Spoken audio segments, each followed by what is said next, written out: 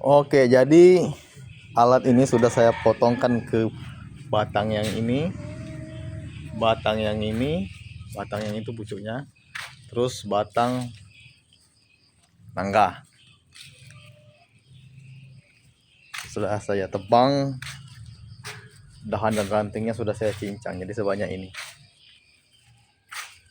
Dan baterainya ini kurang satu garis, satu strip. Oke lah, worth it dan rekomendasi untuk digunakan di pekerjaan ringan.